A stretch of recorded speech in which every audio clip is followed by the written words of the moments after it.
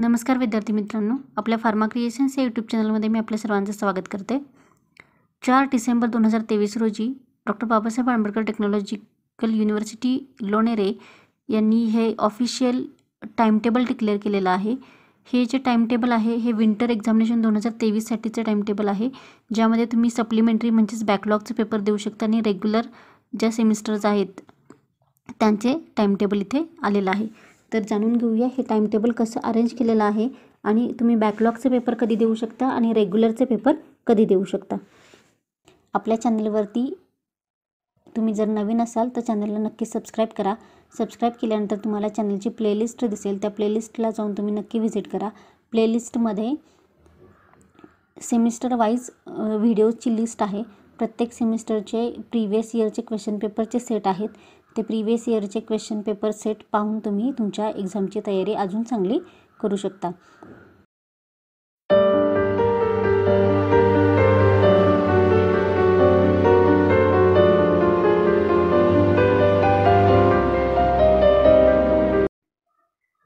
तर या टाइमटेबलमध्ये तुम्ही इथे बघू शकता, मॉर्निंग सेशन जो आहे 10 ते 1 या वेळेमध्ये तुमचे सप्लिमेंटरी म्हणजेच बॅकलॉगचे पेपर होणार आहेत।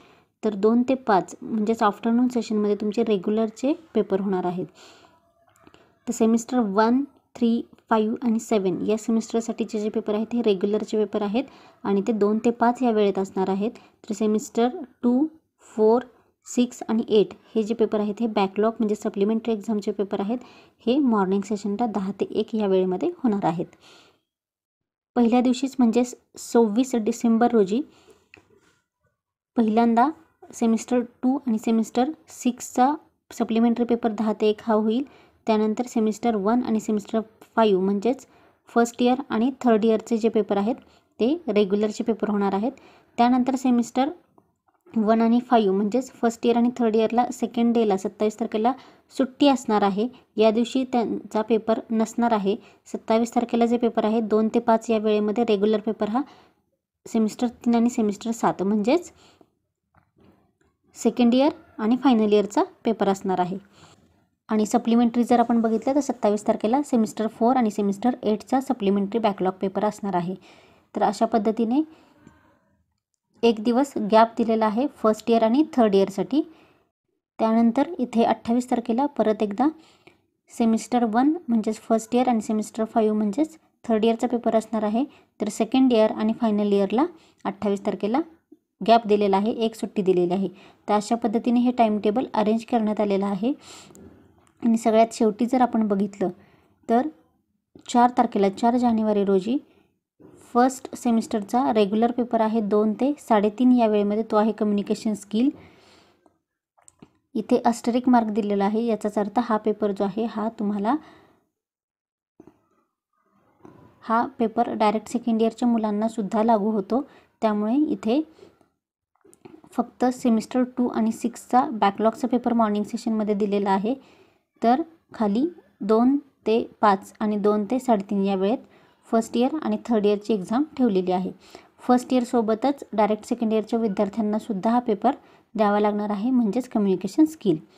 त्यानंतर 6 तारखेला जर तुम्ही बघितलं तर 6 तारखेला सेमिस्टर 2चा बॅकलॉगचा पेपर आहे एन्व्हायरमेंटल सायन्सचा आणि सेमिस्टर 1चा पेपर आहे तो रेमेडियल बायोलॉजी आणि रेमेडियल मॅथमॅटिक्सचा पेपर आहे, याला सुद्धा अस्टेरिक मार्क आहे।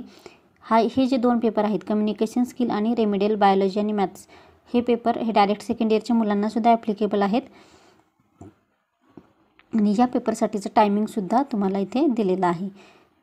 तर हे जे नॉन युनिव्हर्सिटी सब्जेक्ट आहेत कम्प्युटर ॲप्लिकेशन इन फार्मसी, याचं टायमिंग 10 ते 12 असणार आहे। कम्युनिकेशन स्किल हा 1.5 तासांचा पेपर असतो, म्हणजेच 2 ते 3:30 या वेळेत हा पेपर घेतला जाईल। त्यानंतर एन्व्हायरमेंटल सायन्ससुद्धा 2 तासांचा पेपर आहे, 50 मार्कांची एक्झाम असते, त्यामुळे 10 ते 12 या वेळेमध्ये हा पेपर होईल। आणि रेमेडियल बायोलॉजी आणि मॅथमॅटिक्स हा सुद्धा 1.5 तासांचा पेपर आहे, 2 ते 3:30 या वेळेत। अशा पद्धतीने नॉन युनिव्हर्सिटी सब्जेक्टसाठीचं टायमिंग जे आहे हे वेगळं आहे, हे तुम्हाला व्यवस्थित बघून घ्यायचं आहे।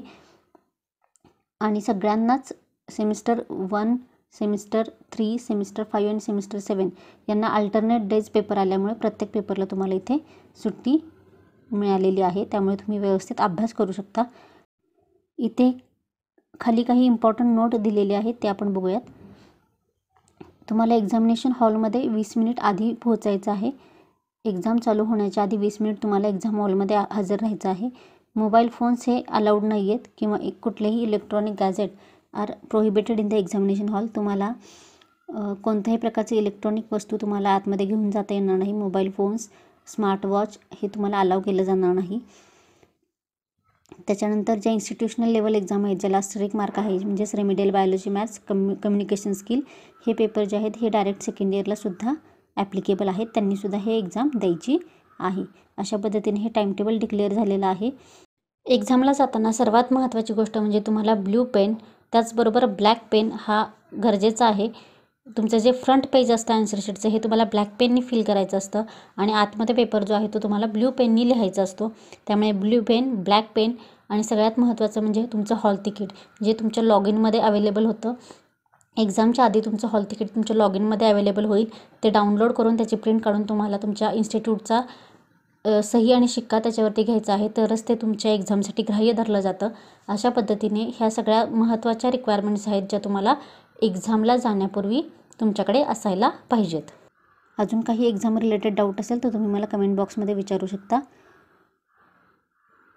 All the best for your examination. Thank you so much for watching this channel.